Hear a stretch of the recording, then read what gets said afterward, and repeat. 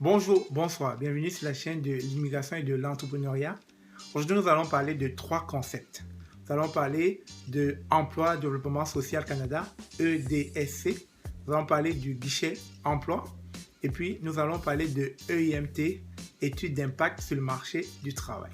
Dans la vidéo d'aujourd'hui, nous allons parler d'une personne qui a été victime d'un refus de visa pour un permis de travail.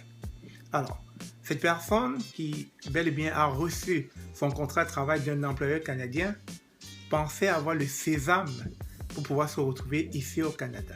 Alors, il est important de vous rappeler qu'un contrat de travail n'est pas synonyme de visa canadien. Il y a tout un processus en arrière-plan qu'il va falloir passer à travers afin de vous retrouver au Canada. Dans cette vidéo, je vous explique tout cela dans quelques secondes. Vous voulez tout savoir sur le Canada? Vous êtes à la bonne place ici.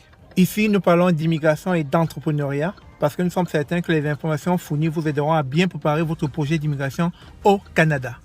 Et surtout de bâtir une communauté noire économiquement forte autour de l'entrepreneuriat. Alors, si c'est quelque chose qui t'intéresse, je t'invite donc à t'abonner sur cette chaîne et à activer les cloches de notification pour ne pas manquer l'apparition de nos nombreuses vidéos.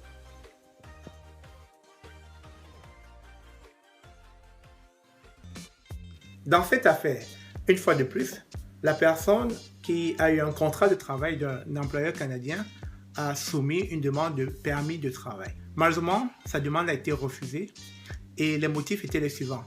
L'agent d'immigration a dit ceci: « Je ne suis pas convaincu que vous quitterez le Canada à la fin de votre séjour en vertu du paragraphe R200 du règlement de l'immigration et de la protection des réfugiés RIPR, compte tenu de votre visite. » Ça, c'est un. Et de deux, vous n'avez pas soumis une étude d'impact sur le marché du travail valide selon Emploi Développement Social Canada. Vous pouvez présenter une nouvelle demande si vous estimez que vous pouvez répondre à ces préoccupations et démontrer que votre situation satisfait aux exigences. Dans ce cas, vous allez payer à nouveau les frais de traitement. C'est donc la réponse que cette personne a reçue de l'agent d'immigration.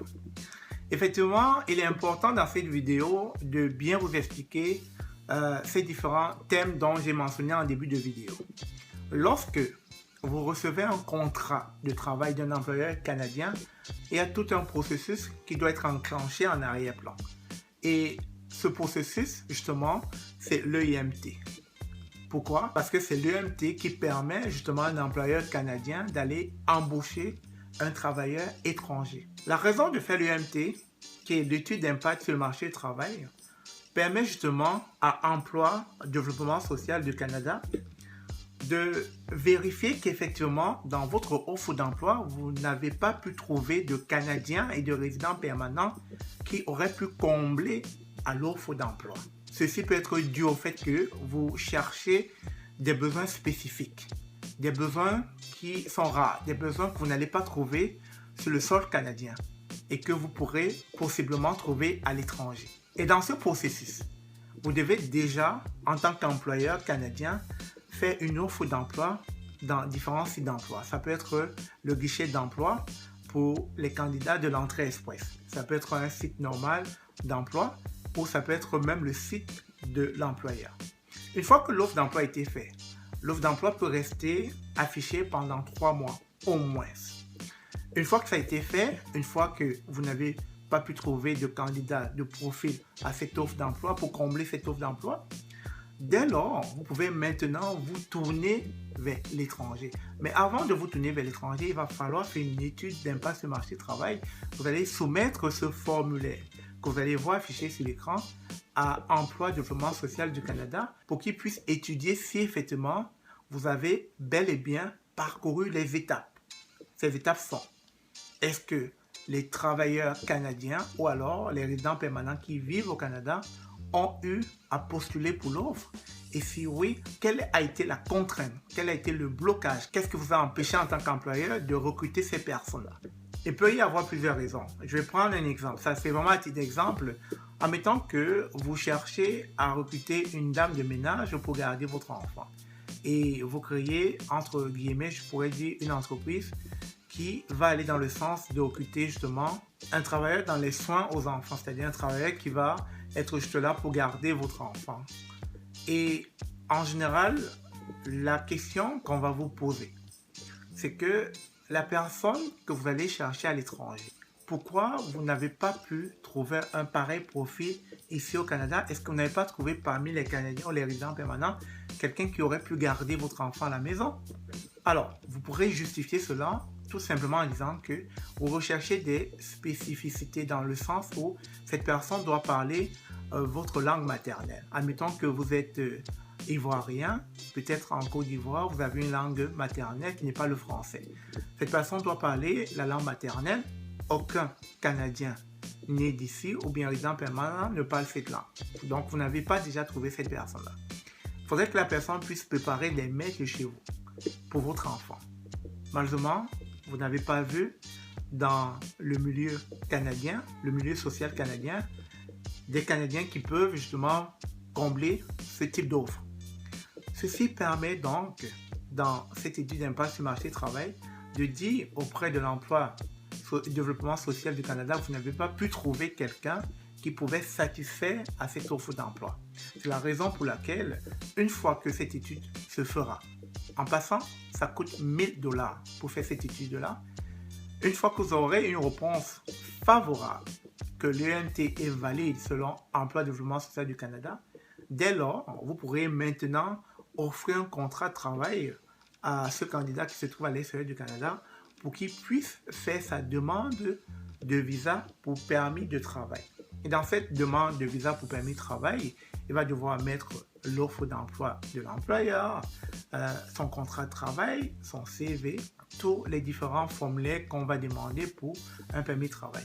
Aussi, l'employeur doit justifier avec l'UMT, avec les offres d'emploi, les affiches qu'il a pu faire autour de l'offre, qu'effectivement, il a suivi tous les étapes nécessaires qui permettent justement d'aller chercher cette ressource étrangère. C'est à partir de là que vous pourrez soumettre votre demande auprès de l'immigration canadienne afin d'avoir un visa de permis de travail.